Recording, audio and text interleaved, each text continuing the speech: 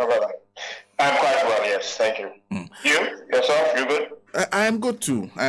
Okay. Yeah, so Yeah. the finance minister says they've gone through the requirements of the second review, and the IMF has found their performance satisfactory. Will give Ghana $360 million, and he calls that good news that continues to shine on Ghana. Good news? Good morning, thank you, and thank you very much for on your show this morning. I mean, I have said time and time again that this government, in terms of managing the economy, don't actually know what they are doing. This is the only government that I know that actually celebrates restructuring its debts. I mean, when you are out there, you have overborrowed and you are out there negotiating for debt forgiveness and restructuring your debt, then you've actually failed as government in terms of your economic management. And to come out and celebrating it that you don't know how to bring people back to life, but you know how to bring back the economy.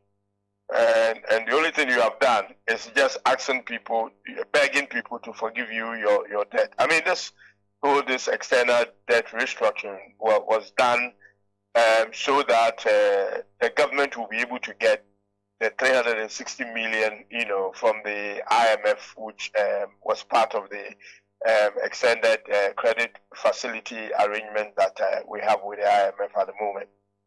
It is not good news because this money is actually not going to go far. You can still see that this money is supposed to come and support a balance of payment, that is to come and help prop up our reserves.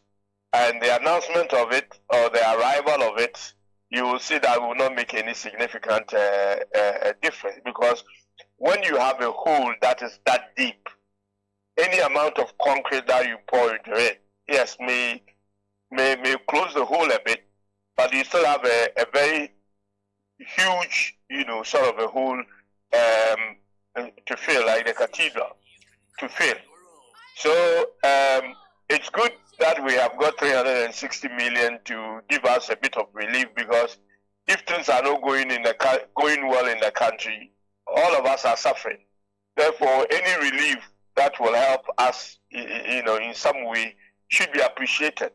Unfortunately, this money that is coming in is going to end up in the hands of friends and family and cronies. That has been the problem of Ghana. It's not a case of not having money in the system. All the money that comes into the system goes to a wasteful expenditure, reckless expenditure, lavish expenditure. Government that is not sensitive to anything other than itself. So you can have as much as money pouring in. If we don't change our behavior, if we don't change the way the government is being managed, if we don't change the way the economy is being managed, look, it doesn't really matter how much money. This will not solve the dollar problem. It will just scratch the surface and will go deeper and deeper. As I've said time and time again, that if we are successful, as they claim they are, even though they've just, just started negotiation and has reached some agreement in principle, it has not been, if I can say rectified, or it has not been approved by the stakeholders. It is only a negotiation that they have some level of, agreement, but they are celebrating it as if it's been conclusive. In fact, even the option of the debt restructuring that they are going to take, I'm sure you have heard some words being, thrown around disco and PA and all that. That is, either they are taking the discounted approach or they are going for the face value approach. That has not even yet been agreed. So we don't know which option we are choosing. Yet we are celebrating the gains that we will make out of an option we have not taken. This is the story of this government. So yes, we welcome the 360. At this stage, the way we are going, any money will help. Unfortunately, when the money comes, it goes to the wrong things.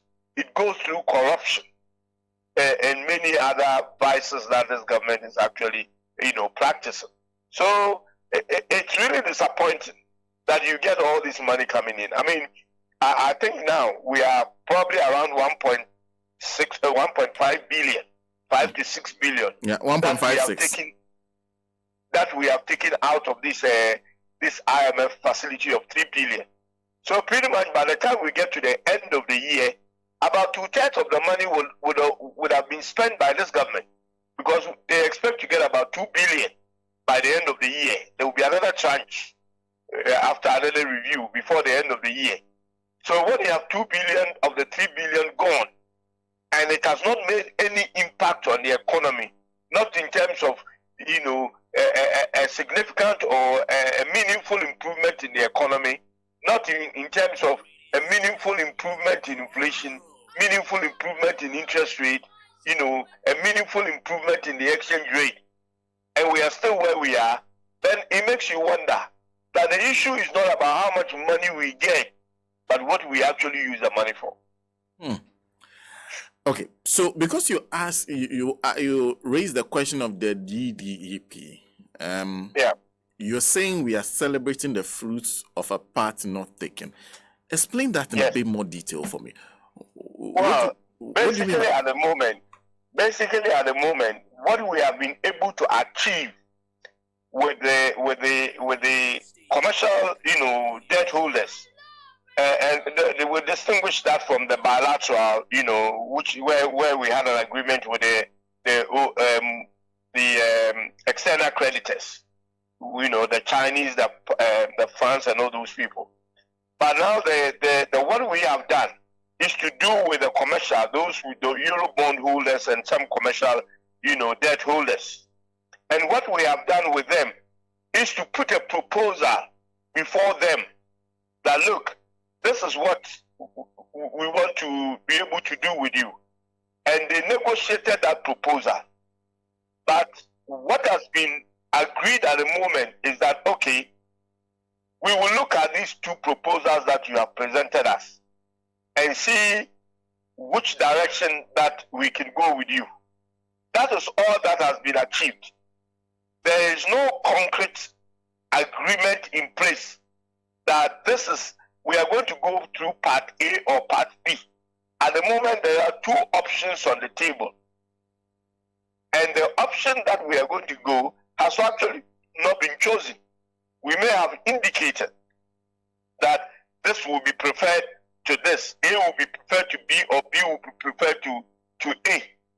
But there is no concrete agreement in place that says that this is the path that we are going to go with Ghana.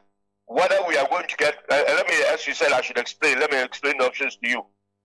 One option is that the external creditors are not going to receive any haircut, which means that they are going to get their money in full.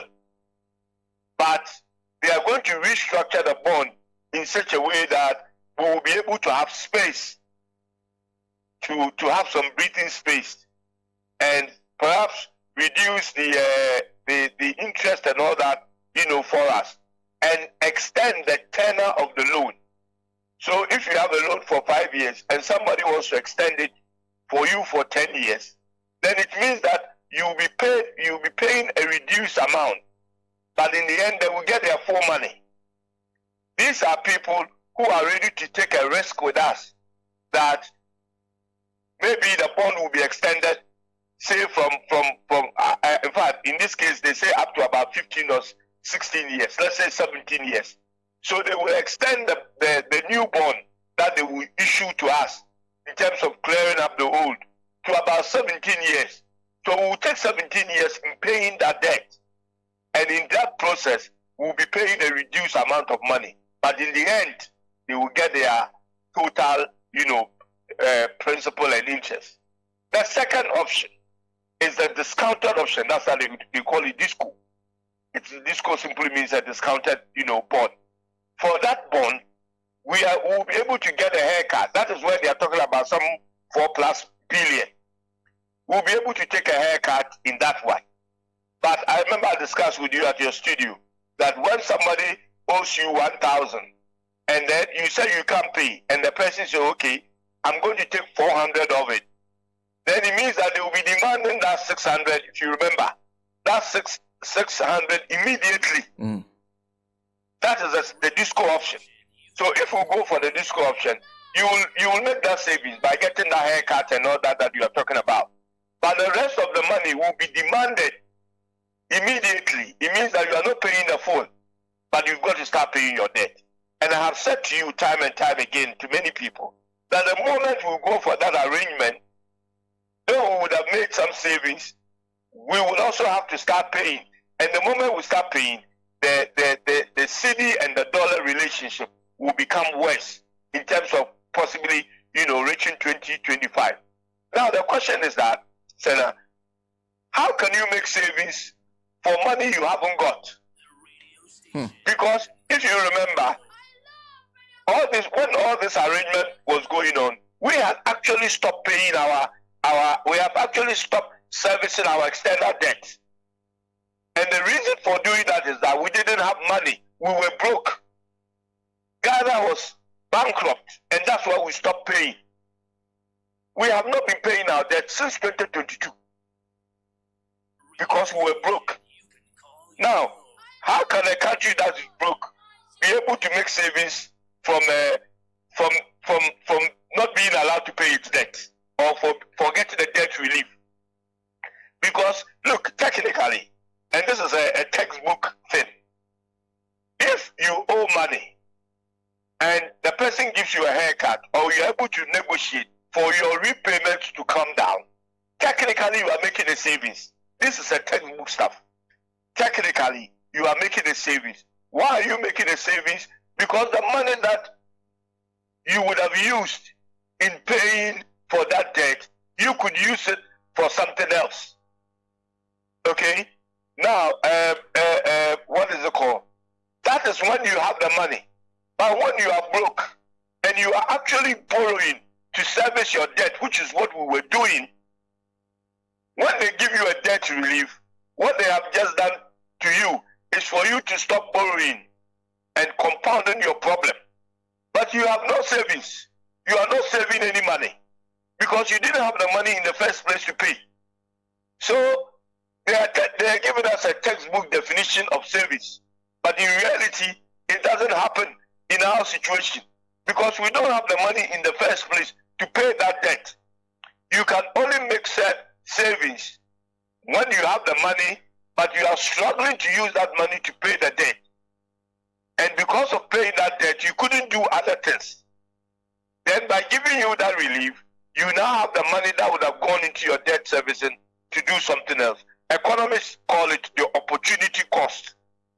The opportunity cost of not doing something, of not paying your debt, gives you the opportunity to use that money to do other things like infrastructure and all other things that you are not able to do. But the money you are using to servicing your debt was actually being borrowed. That's not savings. Investment is what translates to savings. Borrowing does not translate to savings. Debt does not translate to savings. So if you are getting a debt relief because you are not being able to pay your debt, and because the debt you were borrowing to pay that debt, and they have given you the relief of not borrowing, unless you want to say that since you are not paying your debt, you are now going to use that money that you were borrowing to do your infrastructure and all that. If you do that, yes, you can use that money to do your infrastructure. That, of course, will be more meaningful. But you will only be able to do that infrastructure through more borrowing. Now, what is the economic impact of that kind of arrangement? Because remember, the money you had borrowed, you have to pay back. It is your own money that you were using to pay the debt. If when they give you a relief, you can use it to build an infrastructure. That is savings. And that is the textbook description of what savings is when you are not paying your debt. In Ghana's practical situation, in Ghana's situation that we are in, that textbook application, that theoretical application does not apply to the practical situation of Ghana. And we have no money to save. For the sake of clarity, you said there are two paths. You said we have given a hint as to the path to be taken. Yes. Based on listening to the finance minister, which part do you think will be taken? Well, the finance minister is indicating the second part. That's a discount. The discounted part. Okay. Because the 4.7 billion and things he's talking about can only happen in the discounted version. It cannot happen in the par version. And your view is that that is not the best route to take? The decision has not been taken. Let's get that clear. The decision has not been taken.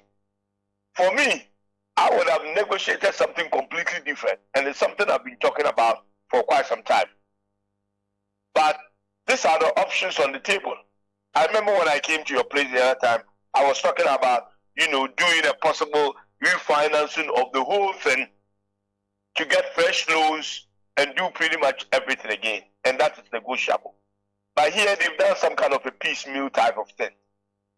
So, and the second option they have chosen, or they intend to be going, is an option. And it's going to give them that relief that they are talking about.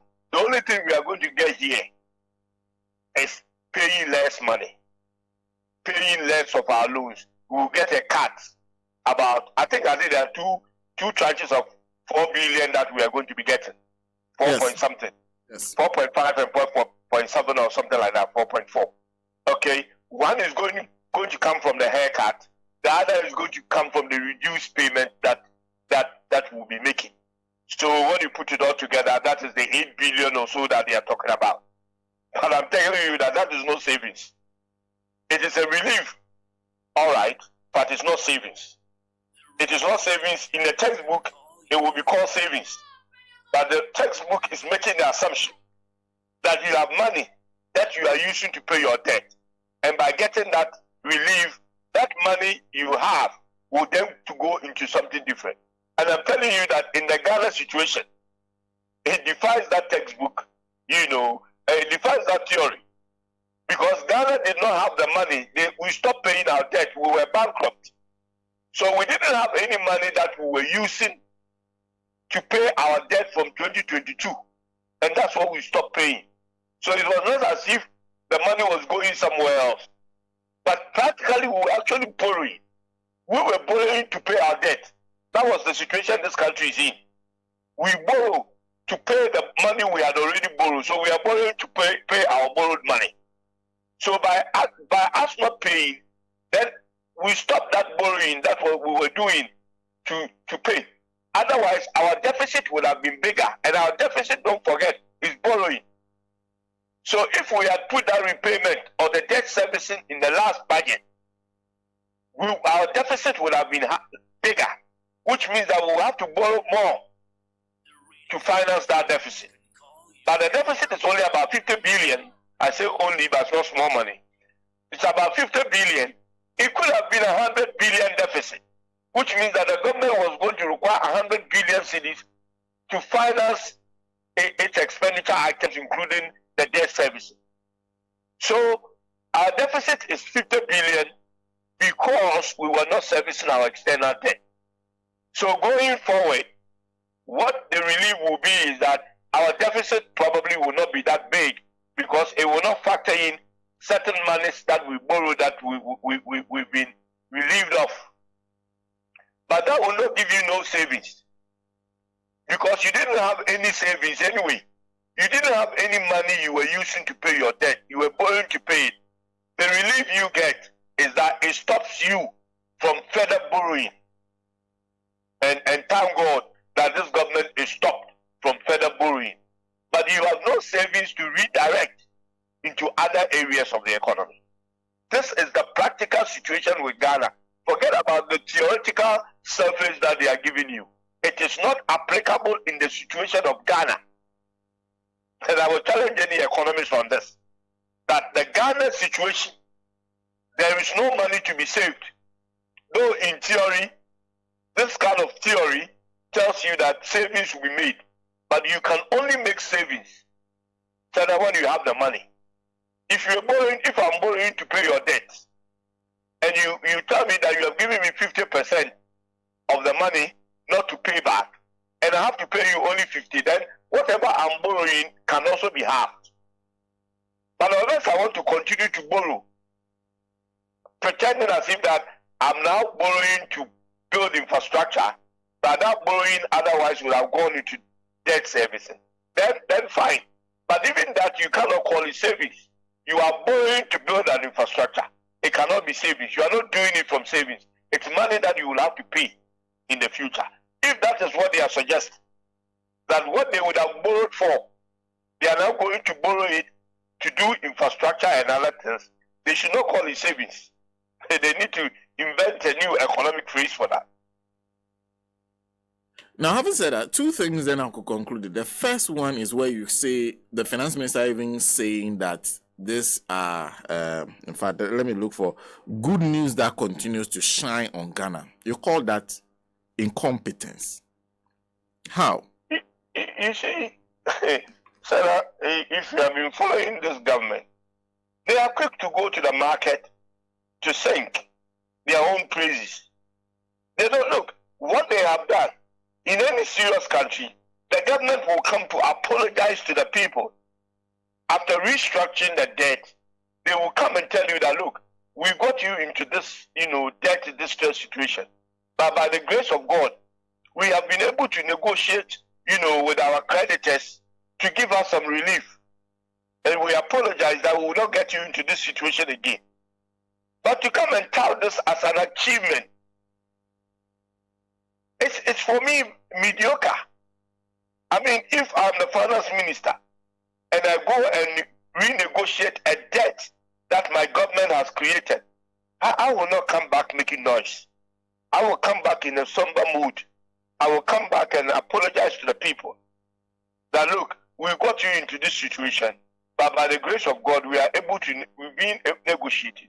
You don't have the finance minister doesn't become trigger happy in London, come to Ghana, and I don't know, what the new finance minister is on. He seems to be very excited by mediocre achievement and touting it as, economic improvement. How does renegotiating your debts, become an economic achievement? When you have when you don't make any savings, you are talking about savings. Where is the savings? Where is the savings? The debt. We stop paying our debt. So what have we been using that money for anyway, in the first place, if we had it? And I'm telling you that we've not done anything with it because we didn't have the money in the first place. Now you can see that even getting the 360 billion, the dollar CD exchange rate will not make any improvement. In fact, it will get worse. I promise you that it will get. I don't want to be the prophet of doom.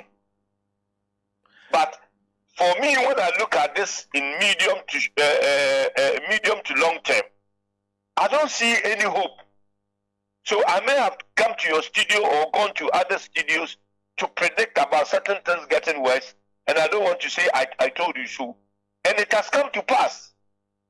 And I can tell you that the dollar is going to hit 2025 in the very near future because of the arrangement that we have in place. We will get the 360. World Bank may add some, others may add some, but the hole that has been dug by this government is not one that will be filled in any time soon. Therefore, yes, we need to continue to pour in concrete. But the unfortunate thing is that as you pour in concrete, another hole is being dug by this same government by mismanagement and irresponsible management of Ghana's resources. Incompetent is the word. And all the celebrations they are doing are short term. The T system will hit the account, the dollar will take a shade off for a few days, and investors and speculators and the users of the dollar will go to the same position. Whether they are holding the dollar or whatever they are doing or buying the dollar, they will continue that same activities because there is not enough confidence in Ghana's economy to encourage anyone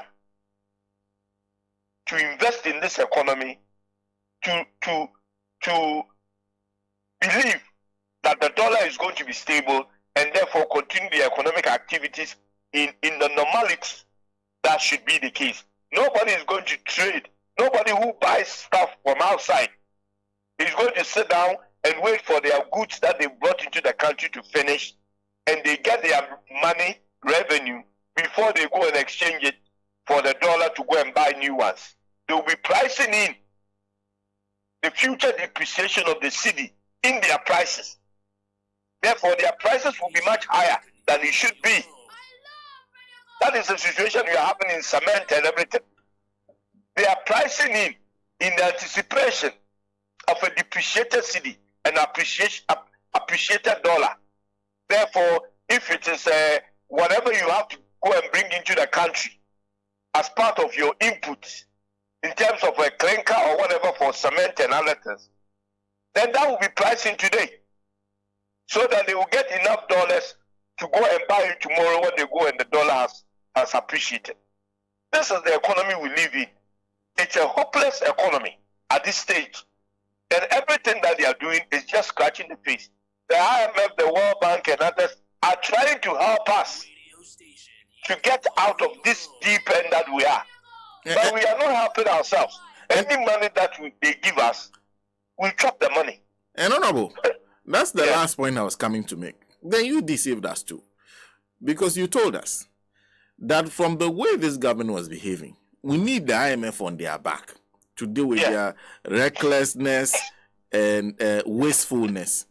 And we've all kept pushing this government, even when they said they were not going to the IMF, until they finally made that decision. Yeah. How many months after? We are back here where we are still having discussion of wastefulness and recklessness. Then you deceived us. The IMF deal was not going to work in the first place. Why you knew we're not going to get anything out of? For many years, and we've been to the IMF, they say 17 or 18 times or whatever. And you ask yourself, why do we keep going to the IMF? And there are people, there's one school of thought that says that, look, we don't need this IMF because IMF is not helping us. I am of a different view, that we are not helping ourselves. You can get the IMF to come and give you all the help you need. I think I heard on your program just before I came in, somebody talking about a headmaster and a school children or whatever. It was me. I was the one who was saying. Oh, you were the one. Yes. And you were absolutely right. The IMF comes as a teacher. They give you the work. If you go home and you don't do your homework, you can't say the teacher is not helping you. The teacher has taught you. Go home and do your homework. You go home and you decide to do other things, watch football or do other things, and forgot to do your homework. And if you do that repeatedly, you are going to fail. So it is not the IMF that is not helping us. The IMF comes as the teacher, as the policeman, but inherently, this government is incompetent. Inherently, this government believes in wasteful expenditure. Honorable, inherently, this government is lavish. If your teacher, in the things that they do. Your teacher sets an examination for you and you fail, and there's an award, you don't get the award, do you? This government is passing enough to get the award. In fact, they are getting 360 million. In fact, that's more money than you got when you went to the IMF towards the tail end of the Mahama government. So they are actually passing. Yeah, you see, I told you that we did not qualify in the first place to go on the IMF program. Ghana did not qualify for the program because our debt was not sustainable. And IMF is clear that they do not support countries with unsustainable debt. Therefore, if they approach you and you have unsustainable debt, you will have to make your debt sustainable. Look, IMF is doing something different with us. We should have renegotiated our debt, both external and domestic, to make us sustainable before IMF would have touched us. But we are on the program as we do what we were supposed to do to get onto the program. It means, and I said to you, that the world has taken a different view on Ghana. Ghana is a country with potential, not potential exposed by this government, but we have had a potential all along with the resource base that we have in terms of natural and mineral resource, with the human capital that we have, with the peacefulness, relative peacefulness of a country that we have, if we compare it to our neighbors, even the bigger ones, which probably should have a much bigger economy than us, do not have the same stability as we have. We have been a beacon of the sub-region. People look up to us. And the world has a view, and don't forget the world has investment here, has a view that if Ghana should go down and go down in the same fashion as our neighbors have, it will not be good for the world. Therefore, they should try and save Ghana, because we were not completely gone like others have gone. So we can be saved. And I can tell you that it is on that basis that economic decision was made to save Ghana by getting us onto the program. So there are certain things that we are doing that does not conform to the standards that the World Bank and the IMF need for us to be able to go down certain route. They are trying to give us a hands up. And it is true that hands up that they are giving us, what they are doing to us is more humanitarian than what is it called? An economic, arrangement. So they are trying to keep us afloat. They are trying to keep us alive. Therefore, they are bending backwards to get certain things. They wouldn't tell you that go and negotiate your debt as part of, as we disburse the what is it called? I believe this is the third tranche, the second review that gave us the third tranche. They will not be giving us tranches. They would have told us that go and sort yourself out, get yourself sustainable, and then come, let's help you. But they are helping us, even as we try to become sustainable. So this arrangement with the IMF is a unique one. It's one that you will not see in many places. I see. But it's being given to Ghana more on a humanitarian and the risk of a disaster in the sub-region. Honorable. So ours is a life support machine situation. Honorable, we are being kept on a life support machine. Always a pleasure talking to you. And thank you. Thank you very much for making time. My pleasure. My pleasure. Honorable George Kweku Ricketts Hagan. So this is like saying, in our case, the IMF has decided to change the marking scheme because they see that we are not in a very good situation. Very interesting. And Nancy, that's on a humanitarian ground. Yes, and rather than an economic. You said you had some issues to raise on this, and yes, he has raised a lot of those issues, because anytime I hear the finance minister and other government communicators sound so excited about this IMF program, I cringe. Seriously. And the next question that comes to mind is, what is the IMF program supposed to do for us as a country? What is it supposed to do? For us as a country? Because every 3 months, we hear the same announcement. They'll go like, there was an IMF team in town, they undertook a review and decided to release the third tranche of the $3 billion the country is to benefit under the IMF program. We hear that. And then the finance minister will come and announce later, they have released their money. We have this amount of money. What next? We hear this. Every 3 months, we hear this announcement. And for me, it seems this Akufo-Addo government, from the time of Ken Ofori-Atta, has always been concerned about getting the money. How much you get? Getting the money. It's about the money. Since Ken Ofori-Atta's time at the finance ministry, and we are seeing the same thing under, what's her name? Adams or whatever. Dr. Amin Adams. And in fact, this government will do anything the IMF tells it to do so far as they will get the money. It does not matter how much pain the conditionalities inflict on the ordinary Ghanaian. So far as they will do and get the money, that is fine. But to what specific benefits to the larger group, which is the entire country, that one, they do not care. So far as they will come and announce that IMF has reviewed and we are getting the next tranche, they are okay. They are okay. So when I see and I hear somebody like this new one talking and shouting that we have watch the city after tomorrow, the IMF has, I ask myself, what exactly are we getting? What is in this announcement for us as a people? For us as Ghanaians, what is in this announcement? $360 million. $360 million. What do I gain as a Ghanaian? What am I getting from that 360 million? Okay.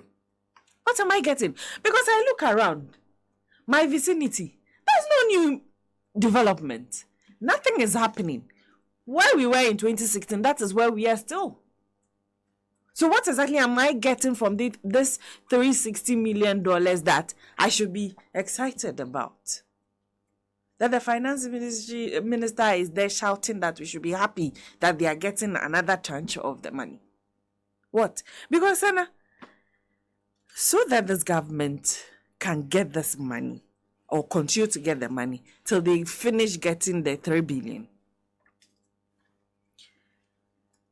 See, pensioners have lost their money. People's investments in banks and financial institutions have lost value and under threat. Many Ghanaians have lost years of their savings. A lot of people. They've lost years of their savings. Financial institutions in this country now exist only on paper. Just because this government must get this money from IMF. And hunger has become the order of the day. Businesses are taxed to a point of suffocation. Your friend was telling you the other day. And the issue of our city, the story of our city, we can't tell. Because it is losing value every day. The city is the worst in how many years? It's losing value every blessed day. People are actually losing their dignity every day in the hope that something would happen tomorrow. That there will be a change tomorrow. That is the hope. They continue to lose the little dignity they have. Look at us. Take us for example. Look at your face. Look at Eric. Look at me, Alaska, Afriwa, all of us sitting here. Look at us. Brilliant, smart, experienced, hard-working young men and women. Eric has been doing this work for how many years? Over 20 years. You and I, we are getting to 15 years doing this, waking up every morning and coming here. Very hard-working young men and women. Very loyal to a call. We have been doing this thing for how long? We are at the prime of our career. In fact, the peak of our career. This is where we are. Because now, we are at the prime of our life. Peak out of our career. But to what? We wake up every morning. See how you jump off bed when your alarm blows. You come and sit here every day. And at the end of the month, you don't get anything. Because the businesses that are supposed to come and advertise for you to be paid are not coming. Because the system is not working for them. The few ones who get the money to come and advertise, they do